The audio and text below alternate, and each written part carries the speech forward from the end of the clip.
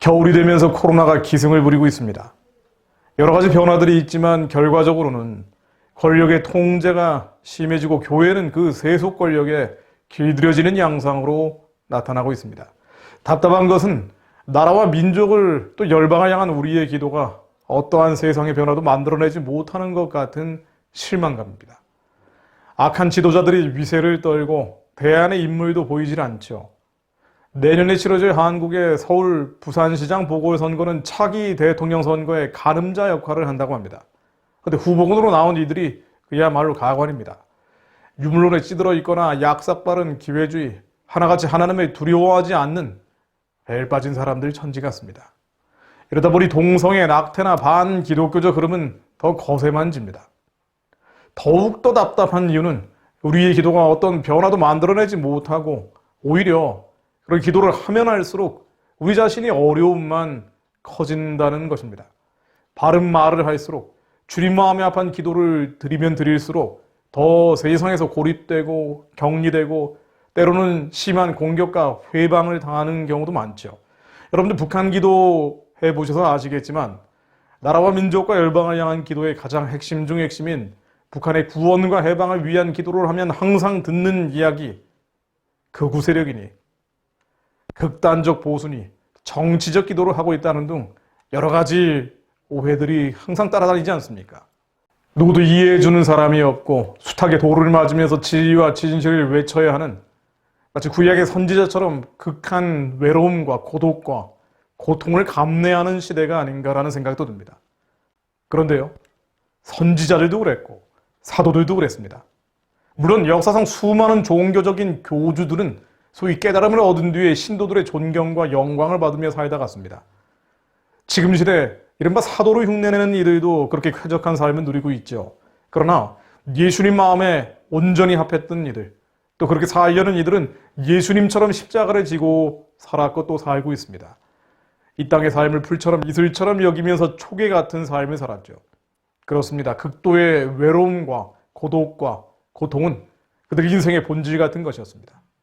우린 성경 속에 수많은 믿음의 영웅들, 그들의 증거를 통해 위로를 받습니다. 사도 바울은 고린도전서 4장 9절에서 이렇게 말합니다. 내가 생각건대 하나님이 사도인 우리를 죽이기로 작정한 것 같이 미말에 두셨음에 우리는 세계 곧 천사와 사람에게 구경거리가 되었노라. 오죽하면 천사들에게까지 구경거리가 됐다고 했겠습니까? 세상의 끝, 미말 가장 천하고 약한 자로 방치하셨다는 거죠. 하나님이 죽이기로 작정한 것 같았다고 합니다. 이것은 고린도후서 1장 8, 9절에 나오듯 그 환난의 정도가 심한 고생을 받아 살 소망까지 끊어지고 우리 마음에 사형 선고를 받은 줄 알았다는 것과 같은 맥락입니다.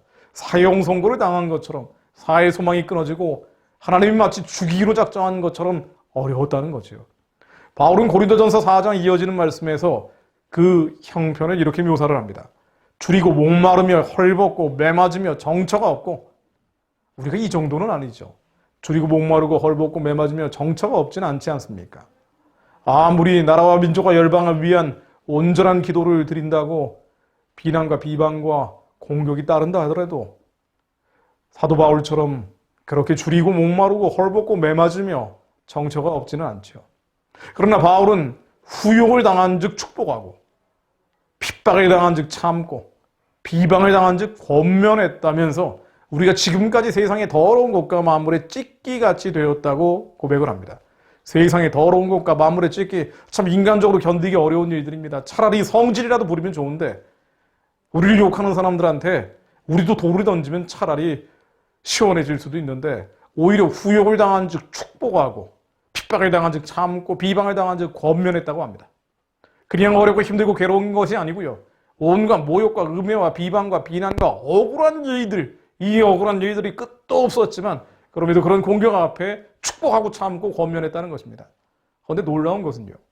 바울이 이런 일상을 말하며 그러므로 내가 너희에게 권하노니 너희는 나를 본받는 자 되라고 충고하는 것입니다.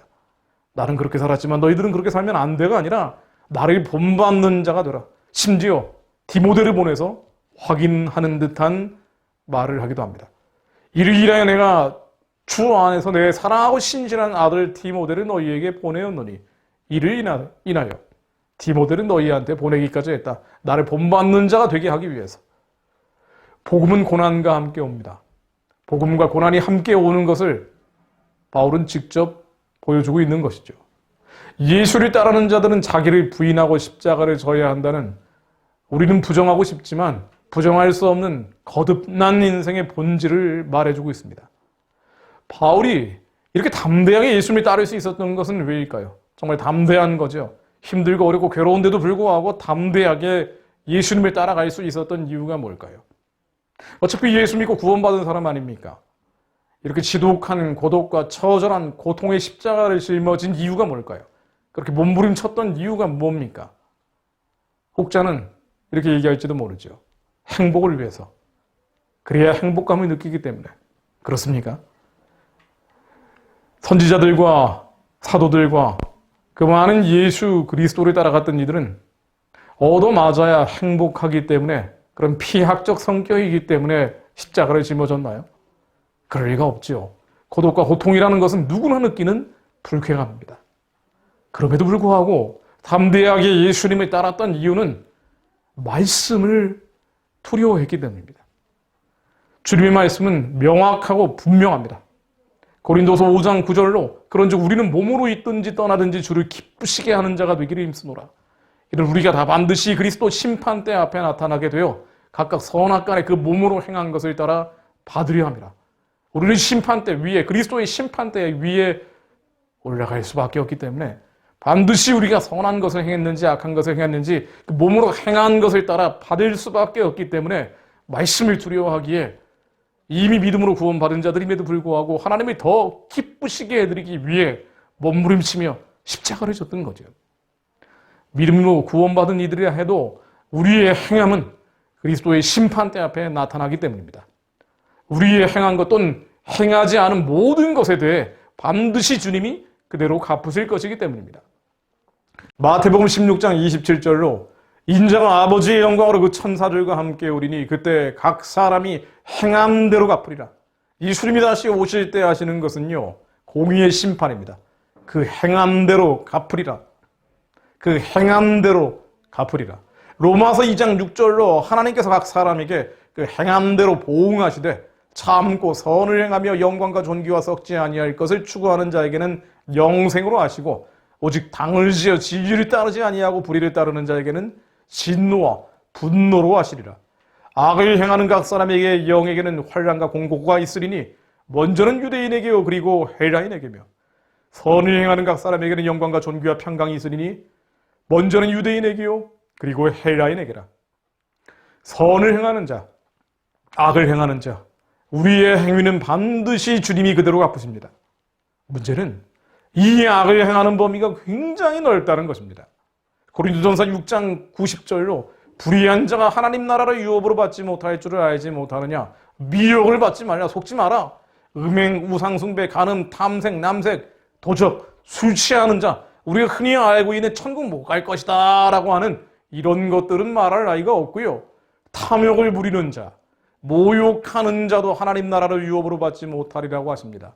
하나님 나라, 우리 심령 가운데 계신 하나님의 나라가 이루어질 때 새 하늘 새 땅이 열리고 새 예루살렘이 이 땅에 위에 이루어지면 하나님의 나라에 들어가야 하는데 우리는 하나님 나라를 유업으로 받지 못할 수도 있다는 것입니다.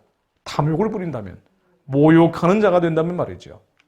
악을 행하면 말입니다.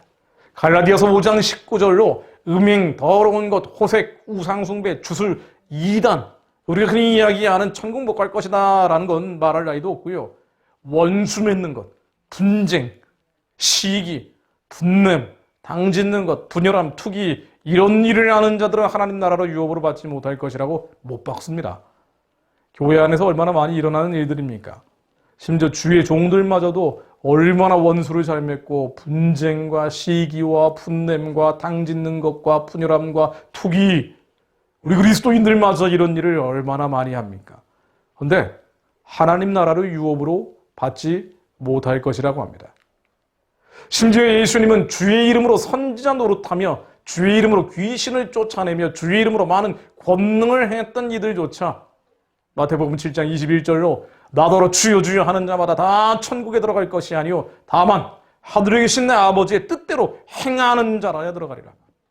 수많은 권능과 권세가 있었다 할지라도 아버지의 뜻대로 행하지 않으면 천국에 들어갈 수 없다는 것입니다. 새하늘 새 땅이 이 위에 벌어진다 할지라도 우리를 하나님 나라의 유업으로 받지 못한다는 것입니다. 그러니 바울도 천국에 들어가기 위해 그렇게 아버지의 뜻을 행하기 위해 가난은 물론 온갖 공격, 음해, 비방, 비난, 세상의 몰이해와 처절한 고독 속에서도 하나님이 기뻐하시는 일을 행하려 했습니다. 우리는 오늘이라도 당장 죽을 수 있습니다. 예수님이 다시 이 땅에 오시는 날 우리는 부활할 것이고 그때 주님은 우리에게 물어보실 것입니다. 그리스도의 심판대 위에 올라가 우리는 이 질문을 들어야 합니다. 넌 무엇을 하다 왔니? 너는 무엇을 하다 왔니? 마태복음 25장 13절 우리가 잘 아는 달란트 비유는요. 왜 그 많은 주의 종들이 비참한 삶을 살면서 주님의 일을 감당하기 위해 몸부림쳤는지 그것을 알 수 있게 하는 단서와 같습니다. 5달란트, 2달란트, 1달란트 가진 자들 모두 하나님을 믿는 자들입니다. 하나님을 두려워하는 자들이지요. 그런데 우리처럼 재능도 별로 없고 가진 것도 별로 없고 누린 것도 별로 없는 1달란트 가진 자가 그 달란트를 땅에 감춰두니 땅에다 묻어버리니 그렇게 필사적으로 주님의 사명을 이루려고 하지 않았더니 주님은 말씀하십니다. 하나님을 아는 자, 하나님을 두려워하는 자였습니다. 예수 믿고 구원받은 자들일 수도 있죠.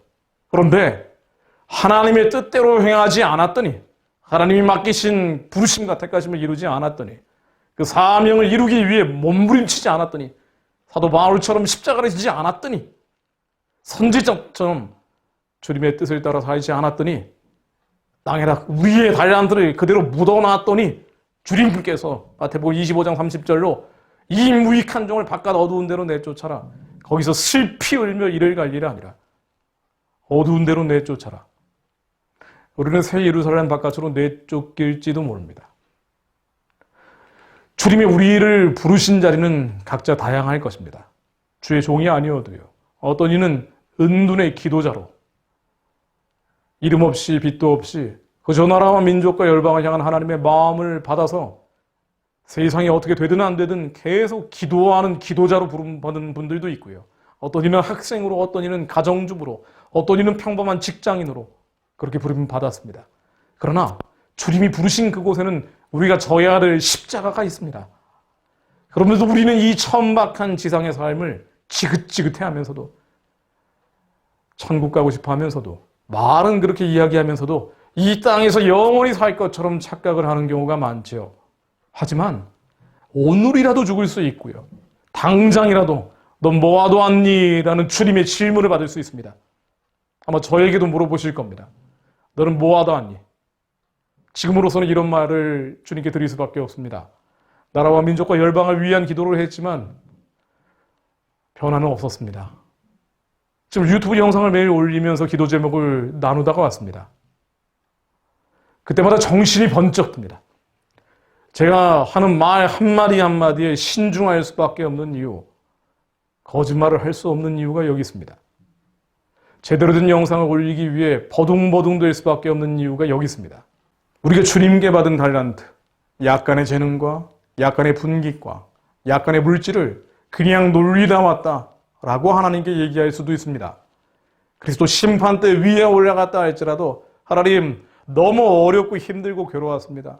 이해해주는 사람도 없고 도와주는 사람도 없고 사랑해주는 사람도 없고 그래서 그냥 1달란트 주님은 다 하실 수 있는 분이기에 왜 저 같은 사람을 통해서 그 일을 하시려 했습니까? 그냥 저는 이 달란트를 땅에 묻어놨습니다. 그렇게 이야기할 수도 있습니다. 그러나 온갖 공격과 고통과 고독과 외로움과 수많은 환란이 있다 할지라도 예수님 걸으셨던 길을 걷다 갔습니다. 나라와 민족과 열방을 향한 기도를 했지만 아무 변화가 없었을지라도 저는 이것이 하나님이 원하시는 기도임을 알기에 계속 믿음으로 기도하다 왔습니다. 그렇게 주님께 고백할 수도 있습니다. 선택은 하나님은 우리에게 맡겨두셨습니다. 기도하며 마무리합니다. 하나님, 세상과 짝하는 것이 얼마나 쉽습니까?